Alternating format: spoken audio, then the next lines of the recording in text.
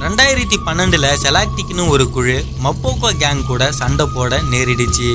இந்த சண்டையில மப்போக்கோ கேங்கோட அசைக்க முடியாத மிஸ்டர் டீயும் இறக்க நேரிடுச்சு. மற்ற சிங்கங்கள் தனித்தனியா காணாம போனாங்க. இந்த சண்டைக்கு அப்புறமா சில காலம் போனதுக்கு அப்புறம் பிரிட்டி பாய் 2012 தனியா சபிசாண்ட்ல காணப்பட்டாரு. 2013 மகுலு தனியாவே இயற்கையான மரணம் அடைஞ்சிச்சு. இந்த கேங் உடைஞ்சதுக்கு முக்கியமான காரணம் அங்க இருந்த வனவிலங்கு அதிகாரிகள் இதை கவனிக்காம இருந்துட்டாங்கன்னு சில சுற்றுலா பார்வையாளர்களோட கருத்தாவும் இருந்துச்சு. ஆனா இது இயற்கையில கலந்த ஒண்ணு. சிங்கங்கள் தங்களோட பிரைட்காக சண்டை போடும். இதுல அனுபவம், பெண் தலைமை, குட்டிகளை பாதுகாக்கிறது, சகோதரத்துவம்னு சிங்கங்களோட சூழ்நிலை வாழ்வியல்ல கலந்த ஒண்ணு.